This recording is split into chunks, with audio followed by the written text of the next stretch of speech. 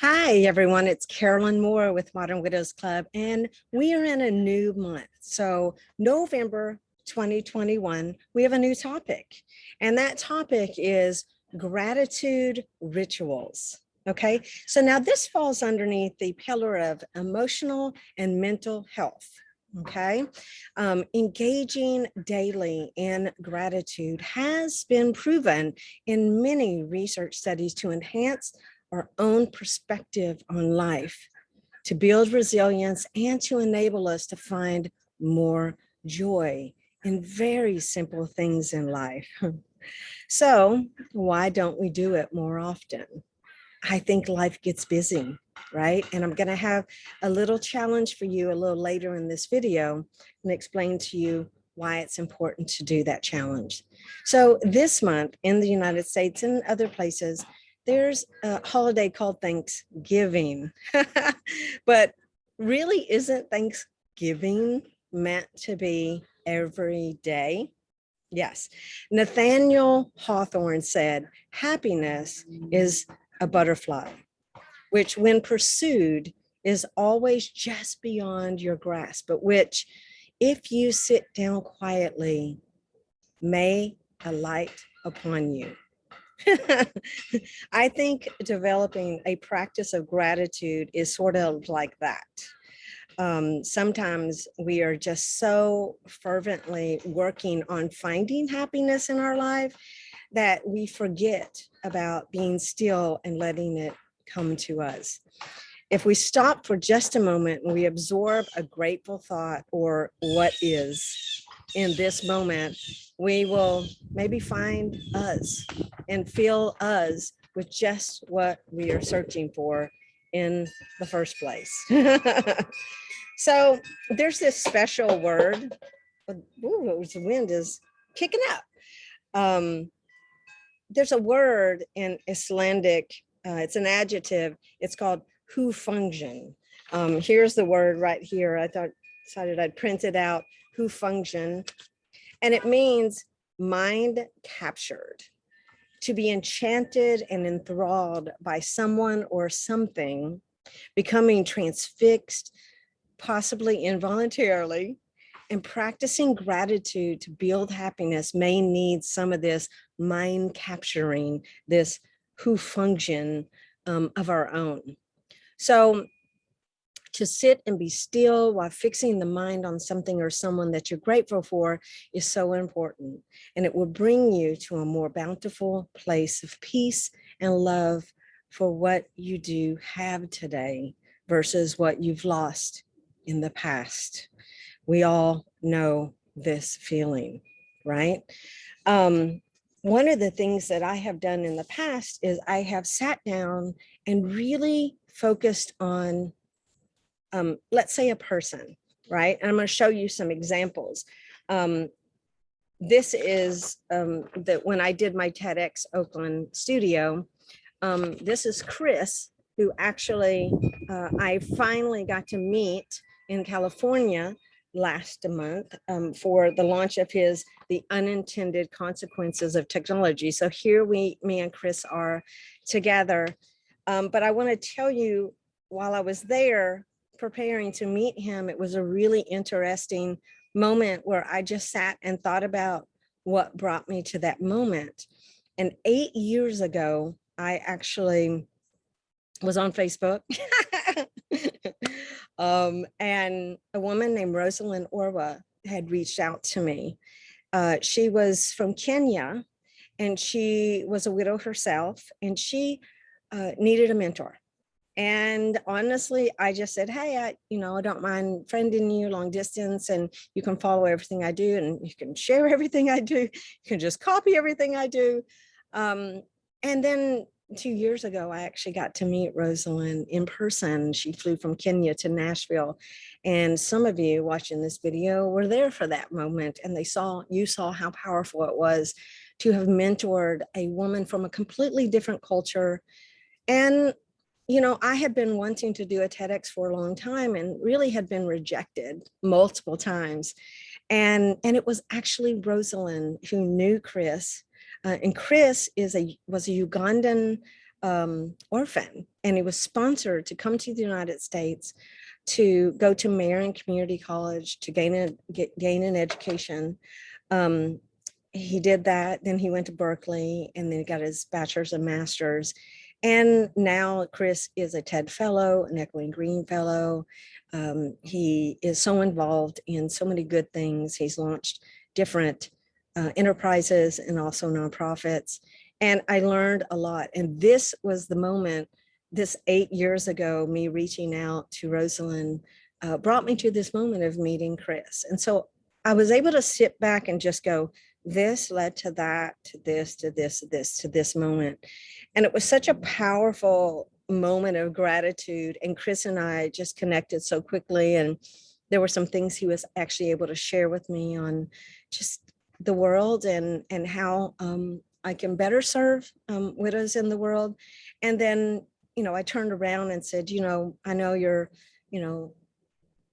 he's actually building a home. And I was like, I'm so deeply grateful. I'm happy to just give you advice if you need it for interior design, to reciprocate the gift that he gave me to be able to step onto a platform like TEDx and to be able to present the how to support and comfort someone in grief message. So what I hope is that this month we'll really sit down and look at the stories of our life that led us, because I think widows have unique people that show up in their life, and to be grateful for those, but also to look back and see the miracle of the connections that have been made in order to bring you to this point. So that's what a gratitude ritual is that when you sort of take a moment and ritualistically, meaning that you schedule time for it and you think back, I think you will start seeing the truly the magic of your own experience and the beauty in the ashes that we have all truly are walking through. So I hope that helps you this month. Now, we have actually a new widow role model of the month and legendary widow role model.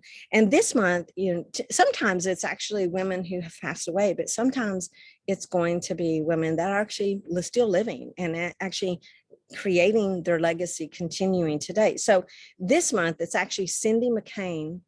And you may not know her. Her husband was John McCain.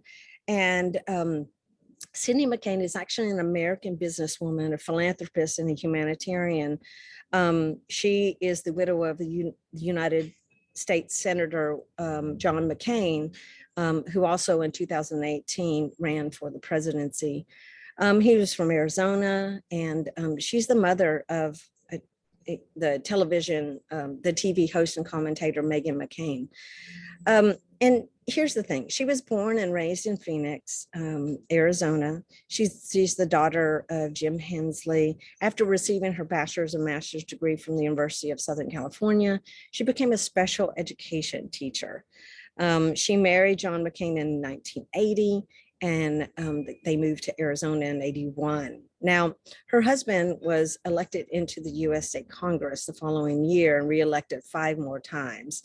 They had 3 children together in addition to adopting another. So she actually operated a nonprofit organization called the American Volunteer Medical Team, which organized trips by medical personnel to disaster-stricken areas in war-torn third world areas, which I'm so grateful for.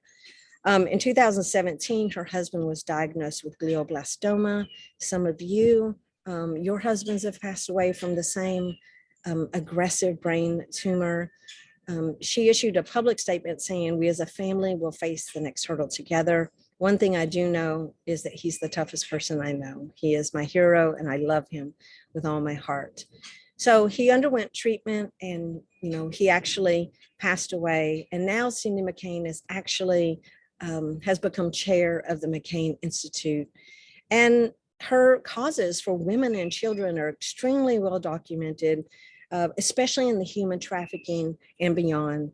I hope someday that she really actually starts caring about widows topics and understanding that human trafficking is actually tied to underserving widows as well. So we'll see. Here's a quote from Cindy. I learned the hard way that not only do you not have to be Superwoman, but it's better not to be and not to try to be. What I would like to be is just a good person, someone who tries her best and puts her best foot forward. I agree with Cindy on that. And I think that all of us are doing everything that we can do with what we do have. So here's some holiday happenings for this month. Now, I picked actually Cindy McCain mainly because November is Military Family Month. And so we do want to talk about our military families, okay? It's really important. November is also National Gratitude Month, which we know that and we're talking about it. So practicing daily gratitude does give us a deeper connection with ourselves and the world around us. So practice it daily.